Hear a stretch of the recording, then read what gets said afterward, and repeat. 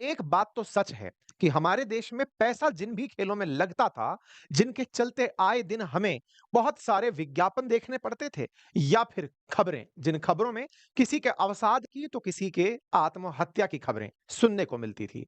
उन्हें रोकने के लिए भारत सरकार ऑनलाइन गेमिंग बिल लेकर आई, जिससे रियल मनी गेम्स जिनमें पैसा लगाकर खेल खेला जा रहा था, उन पर पाबंदी लग जाएगी। हाल ही में संसद के अंदर भारत सरकार की तरफ से पेश किए गए बिल में साफ कहा गया, ऑनलाइन गेमिंग बिल 2025, जहां पर मनी गेम्स को पूरी तरह से रेगुलेट कर दिया जाएगा, प्रमोशन को रोक दिया जाएगा, कुल मिलाकर के अब ये नहीं खेले जा सकेंगे, जिसके चलते गेमिंग के स्टॉक्स में धड़ाम से गिरावट देखी गई। यानी कि वो कंपनियां जो गेम खिला खिलाकर आईपीओ ले आई थी, अब उनके स्टॉक्स में गिरावट देखी गई। ऐसे में आज का सेशन बहुत महत्वपूर्ण है, जहां एक और गेमिंग खिलाने वाली कंपनियां भारत सरकार के फैसले से अपने स्टॉक्स में गिरावट देख रही हैं। हमारे देश में लगभग 20,000 करोड़ सालाना टैक्स देने वाला ऑनलाइन गेमिंग प्लेटफॉर्म भारत सरकार ने यूं ही झटके में क्या इन खबरों की वजह से बंद कर दिया? और ऐसे में उन लोगों का क्या होगा जो लगातार इतनी बड़ी संख्या में खेल रहे थे? लगभग 45 करोड़ लोग भारत में ऑनलाइन गेम खेल रहे थे।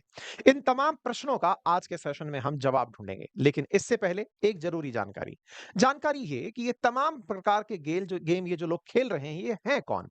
ये वो लोग हैं जिन्होंने पैसा इसलिए लगाया खेल में कि उन्हें लगता है कि उन्हें खेल की समझ है, और इस तरह के खेल को उन्होंने स्किल समझ के अपने टैलेंट के साथ जो थोड़ी सी मुद्रा या पूंजी उनके पास है उसे लगाया, और इस लालच में कि उनके पास ज्यादा पैसा आएगा तो वो धनी हो जाएंगे। मेरे प्यारे साथियों, सब शुरू हुआ था स्टॉक मार्केट से। सही मायने में स्टॉक मार्केट के जब जब हमने उदाहरण सुने कि उस व्यक्ति ने ये ट्रेड किया, इतना पैसा कमाया, लोगों को लगा कि हमें ट्रेडिंग नहीं आती, कम से कम खेल आता है, इस खेल से ही अपने लक को आजमा लेते हैं।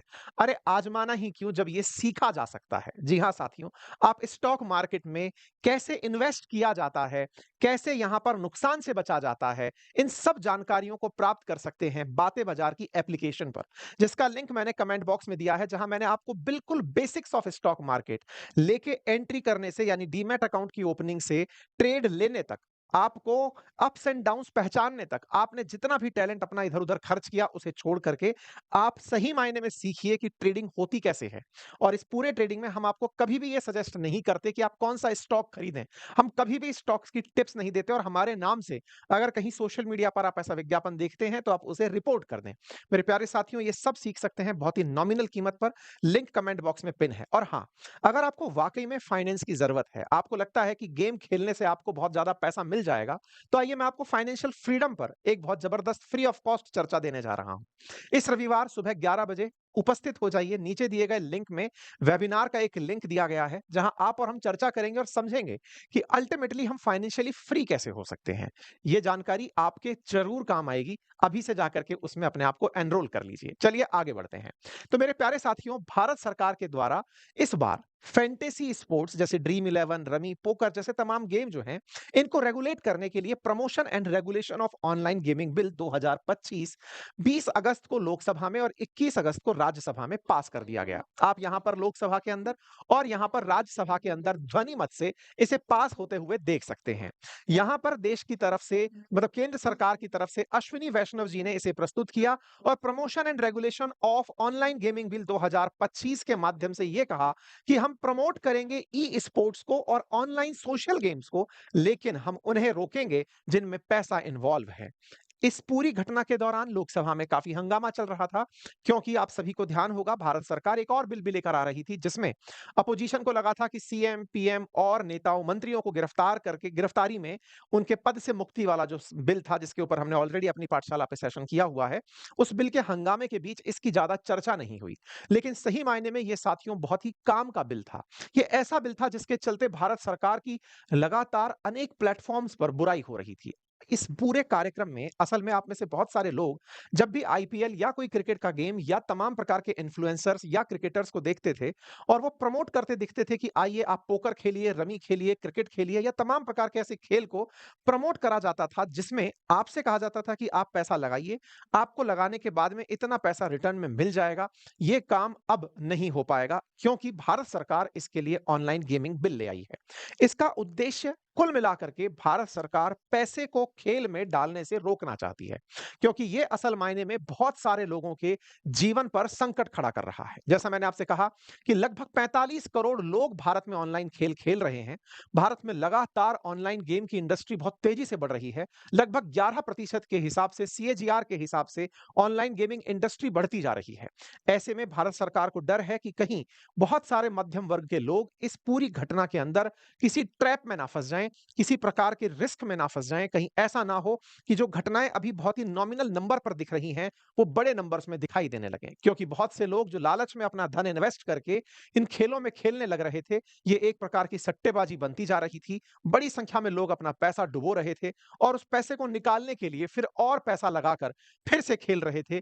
इस तरह से बहुत से लोगों ने अपनी निजी जमा पूंजी, इवन उधार लेकर के इन्वेस्टमेंट और अपनी संपत्तियों तक को बेचकर पैसा लगाया।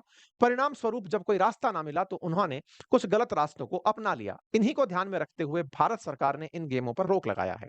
साथियों, ऑनलाइन गेम हमारे देश में 3 कैटेगरी में जाने जाते हैं। एक वो गेम जिनके अंदर पैसा इन्वॉल्व है, एक वो गेम जिनके अंदर कोई पैसा इन्वॉल्व नहीं है, और कुछ ऐसे गेम्स जिनके अंदर ई स्पोर्ट्स की कैटेगरी में, जिसमें आप दो तीन लोग मिलकर खेल जरूर सकते हैं, लेकिन इसमें बैटिंग नहीं कर सकते हैं। भारत सरकार ई स्पोर्ट्स को एक कैटेगरी मानती है और उनका मानना है कि इसमें चूंकि पैसे का आदान प्रदान नहीं होता, ऐसे में सरकार इनको बढ़ावा देगी। जैसे कॉल ऑफ ड्यूटी है, बीजीएमआई है, फ्री फायर है, जीटीए है, इनको प्रमोशन मिलेगा। वहीं दूसरी तरफ रियल मनी गेम्स जिनमें पैसा इन्वॉल्व हो रहा है, जिनमें यूपीआई के थ्रू सीधा जोड़ दिया जा रहा है, कार्ड, वॉलेट, इनके थ्रू कैश ट्रांसफर हो रहा है, इन पर अब रोक लग जाएगी। रियल मनी गेम्स पर रोक लगने के साथ-साथ सजा और जुर्माने का प्रावधान भी है और रेगुलेट करने के लिए अथॉरिटी के निर्माण का प्रावधान भी है। रियल मनी गेम्स में अब ऑनलाइन गेम खेलने वालों को तो कोई सजा नहीं होगी, लेकिन अगर कोई भी व्यक्ति इनका प्रचार करता है या रियल मनी गेम का ऑफर करता है, तो उन्हें 3 साल तक की जेल और 1 करोड़ रुपए तक का जुर्माना देना पड़ सकता है। अन्य अर्थ में कहूं तो तमाम प्रकार के क्रिकेटर्स, विज्ञापनदाता, आईपीएल के खिलाड़ी, यूट्यूब इन्फ्लुएंसर्स, इंस्टाग्राम इन्फ्लुएंसर्स यदि ऐसा करते हुए पाए जाते हैं, तो उन्हें 3 साल की सजा अथवा 1 करोड़ रुपए का जुर्माना देना हो सकता है।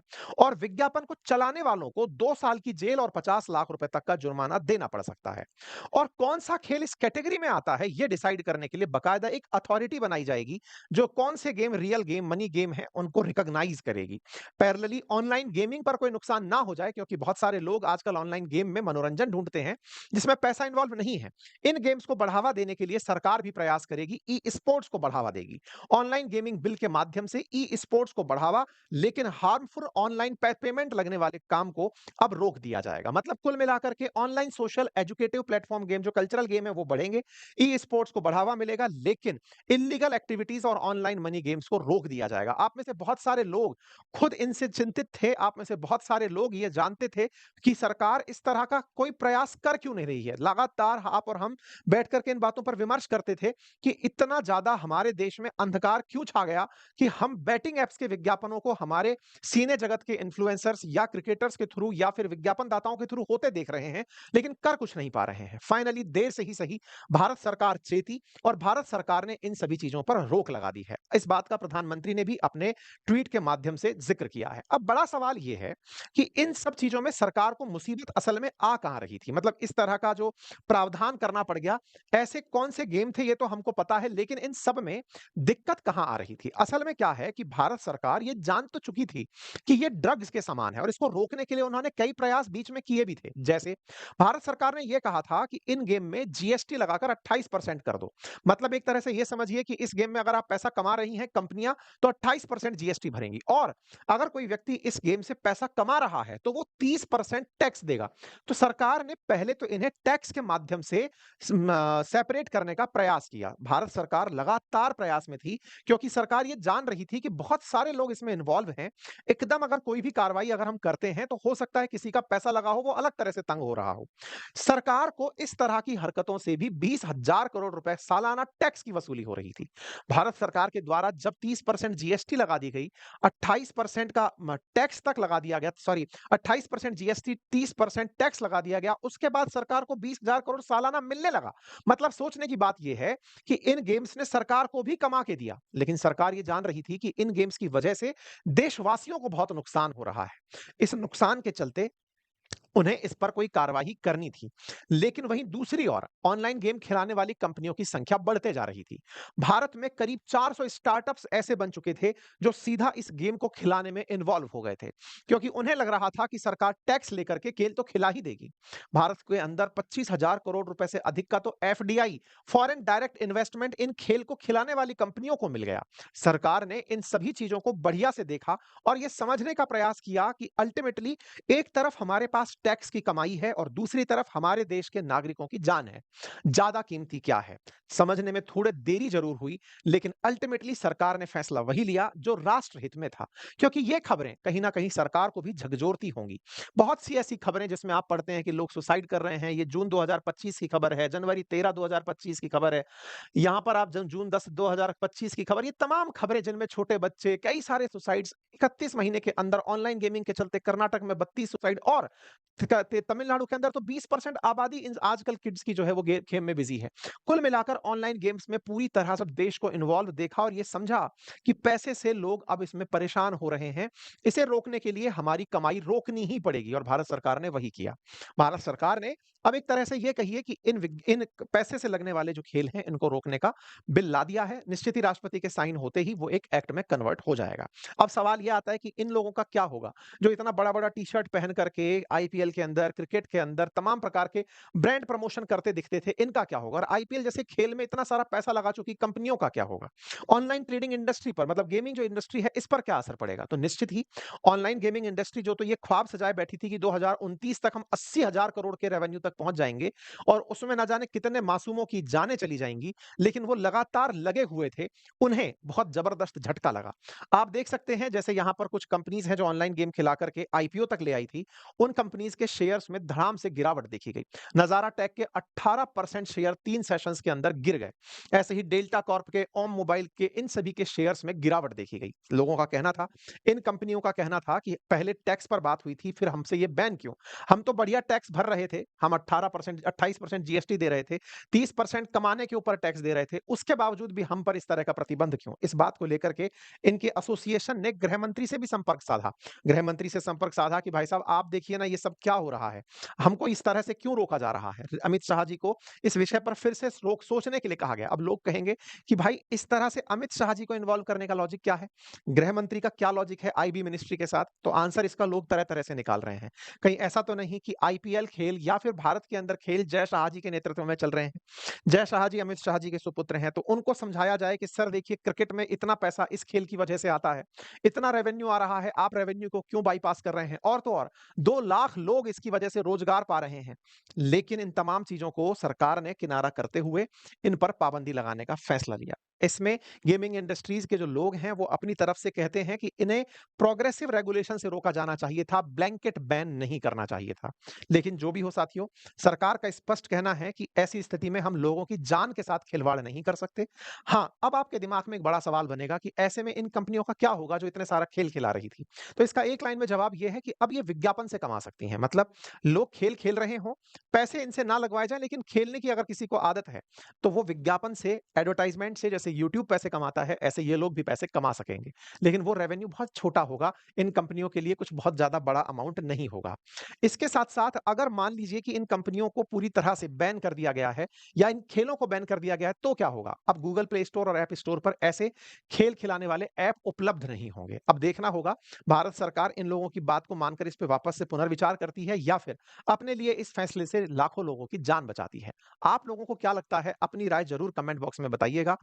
इसके साथ-साथ अगर आप वाक़ई में फाइनेंशियली फ्रीडम चाहते हैं, तो आइए हम परसों यानी कि रविवार के दिन बैठकर आपसे सुबह 11 बजे एक फ्री ऑफ कॉस्ट चर्चा अपने इस लिंक पर, जिसको कमेंट बॉक्स में पिन किया है, वहाँ पर करने जा रहे हैं। आप जाकर उसे जॉइन करें और आप वाक़ई में स्टॉक मार्केट या फिर म्यूचुअल फंड्स की जानकारी चाहते हैं, तो हमारे बातें बाज़ार की एप्लीकेशन से हमारा कोर्स जॉइन करके उनको बहुत अच्छे से सीख कर सही तरीके से ट्रेडिंग में उतरें। Thank you so much.